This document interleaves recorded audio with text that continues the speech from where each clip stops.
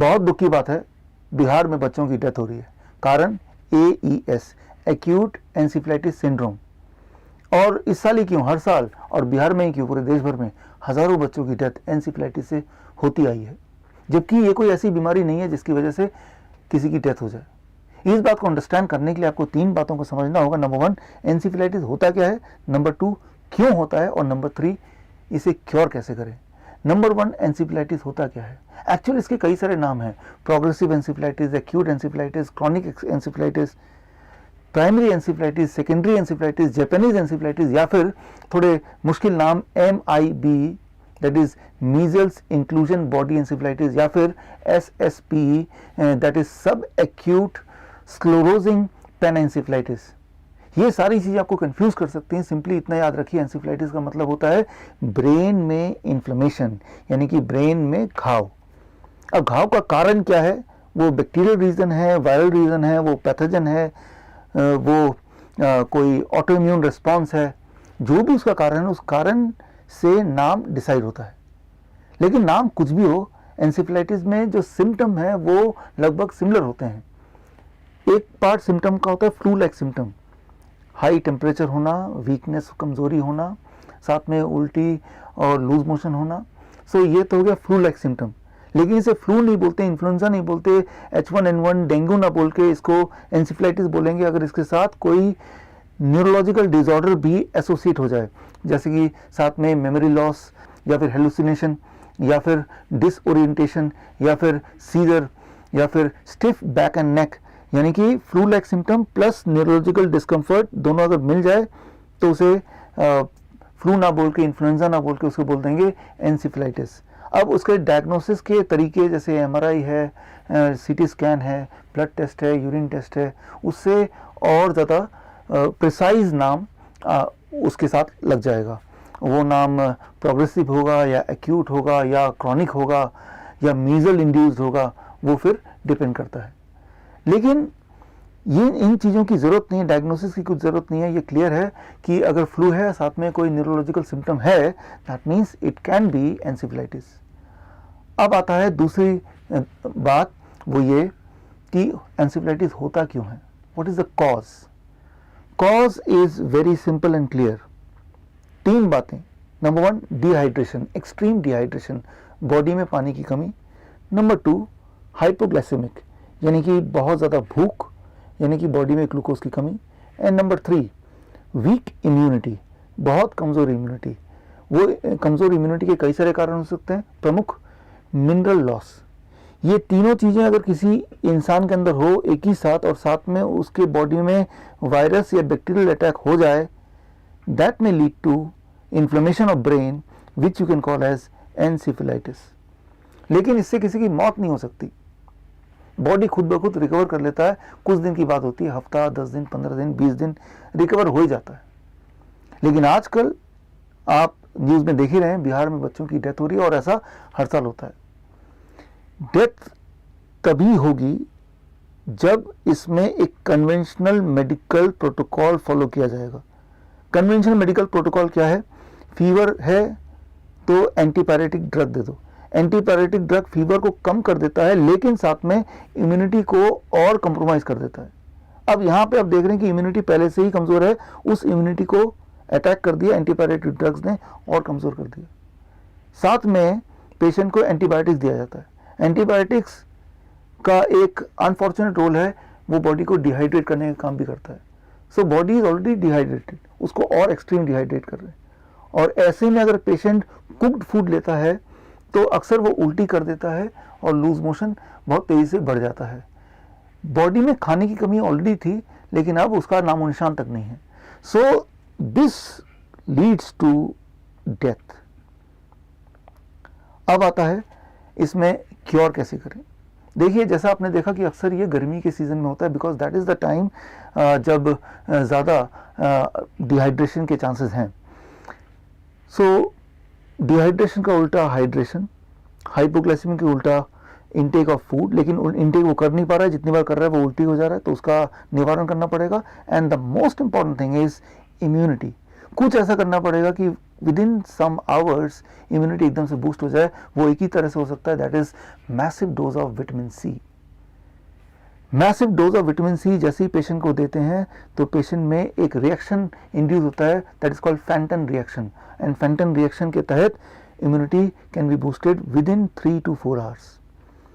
So massive quantity of vitamin C in the patient, number one. Number two, mineral balance that we can achieve by giving coconut water, nature's mineral water. यानी कि patient को दो चीज़ देना है, एक बहुत सारा विटामिन सी और दूसरा बहुत सारा कोकोनट वाटर। कोकोनट वाटर कई सारे काम एक साथ करता है। नंबर वन, हाइड्रेशन का काम करेगा। Number two, glucose. Coconut water का जो ग्लूकोज है that is different from the glucose which normally is given to the patient, right, so in the hospital setup. So the kind of glucose which is there in coconut water, that is the glucose which the body accept very quickly. जहाँ पे vomiting के chances नहीं होते, body उसे reject नहीं करती, वो immediately assimilate करती है, मेटाबोलाइज करती है, एक्सेप्ट करती है. So how to achieve this, how to reverse dehydration, how to reverse hypoglycemic state, and how to reverse weak immunity. This you can achieve in 3 days, that is in 72 hours, in 3 stages. Stage 1, stage 2 and stage 3. Stage 1 is a diet which you have to follow on day 1. मैं ऐसे बोलता हूँ, day 1 is liquid diet. Day 1 में आप screen पे देख रहे हैं फॉर्मूले के हिसाब से आपको पेशेंट को सिर्फ दो ही चीज़ फीड करने हैं, that is citrus juice. Citrus juice मतलब मौसमी का जूस या संतरे का जूस या फिर पाइनएप्पल का जूस या इन तीनों का मिक्स करके जूस. कितनी क्वांटिटी वो बहुत इंपॉर्टेंट है, and that is according to the formula. मान लीजिए पेशेंट का वेट है 40 kg, 40 divided by 10 that becomes 4 glass. Each glass assuming is 300 ml. So 300 ml into 4, that is about 1200 ml of citrus fruit juice and the same amount of coconut water in the whole day. यानी कि 8 glass बच्चे को या patient को पिलाना है पूरे दिन भर में, these two things alternatively. मतलब पहले घंटे में सिट्रस फ्रूट जूस, 2 घंटे बाद फिर कोकोनट वाटर थी, फिर 1.5-2 घंटे बाद सिट्रस फ्रूट जूस, फिर उसके बाद 1 घंटे बाद कोकोनट वाटर पूरे दिन भर में. और जब भी वो पेशेंट पिएगा तो वो सिप सिप करके पिएगा, तेजी से नहीं पिएगा. That is what you have to achieve on day 1. और जैसे ही आप इस थेरेपी को स्टार्ट करेंगे, विद इन 2-3 आवर्स पेशेंट का टेम्परेचर कंट्रोल में आने लगेगा. यानी कि पेशेंट का टेम्परेचर लगभग 100 और 101 डिग्री के आसपास रहेगा, उससे ऊपर एक्सटेंड नहीं करेगा. That is what you will be able to achieve on day 1. Day 2, that what I call as fluid day, यानी कि लिक्विड एंड साथ में फ्लूइड. लिक्विड फॉर्मूले के अनुसार अब आ जाता है 40 kg, लेट्स से पेशेंट का वेट है, divided by 20 that is 2 glass of citrus fruit juice plus 2 glass of coconut water in the whole day. इसके साथ टोमेटो एंड कोकुम्बर यानी कि खीरा और टमाटर, ये दोनों चीज देना है. Quantity is very important, that is body weight into 5. In this case let's say patient is 40 kg into 5, that is about 200 grams of cucumber and tomato, 200 ग्राम टमाटर और खीरा कच्चा. सो ये है डे 2 के पेशेंट की डाइट. डे 2 में पेशेंट को ये डाइट पूरे दिन भर में खिलाना है और पिलाना है. इससे 70% रिकवरी सेकेंड डे तक हो जाएगी.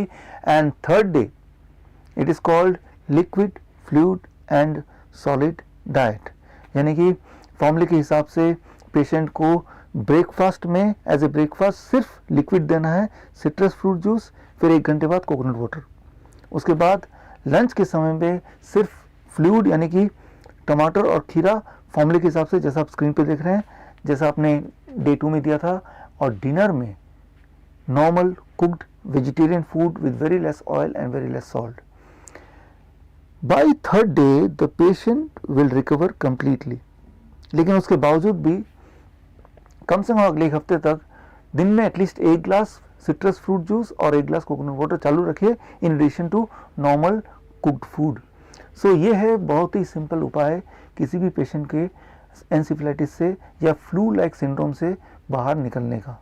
और ये जो मैंने आपको बताया, ये सारे बातें मैंने जिन रिसर्च पेपर से ली हैं, वो सारे रिसर्च पेपर इस वक्त आपके स्क्रीन में ऑलरेडी फ्लैश हो रहे हैं। सो ये रिसर्च पेपर के डिटेल में जाके देखेंगे तो पूरा साइंस आपको समझ आ जाएगा। लेकिन साइंस को आसानी से समझने के लिए आप मेरे यूट्यूब चैनल डॉक्टर विश्वरूप रॉय चौधरी, मेरे यूट्यूब चैनल का नाम है, मेरे यूट्यूब चैनल में जाइए और एक वीडियो आप देख सकते हैं, फीवर क्योर इन 72 आवर्स। ये 1.25 घंटे का वीडियो है। इस वीडियो में पूरे इलॉबरेट तरीके से सारा कुछ एक्सप्लेन्ड है। सो अब आपकी और मेरी, हमारी दोनों की जॉइंट रिस्पॉन्सिबिलिटी है कि एक और बच्चे की डेथ एनसेफेलाइटिस से ना हो। मैंने ऑलरेडी बिहार सरकार को मेल कर दिया है that I volunteer, me and my team volunteer for the cause. अगर आपको लगता है कि हम आपकी मदद कर सकते हैं तो हम वॉलंटियर हैं, करते हैं अपने आप को और हमारी टीम को। I extend my support to the Bihar government. मैं उम्मीद करता हूँ एनसेफेलाइटिस क्योर मेथड आपके माध्यम से एंड पेशेंट तक ज़रूर पहुँचेगा। All the best. जय हिंद। Thank you.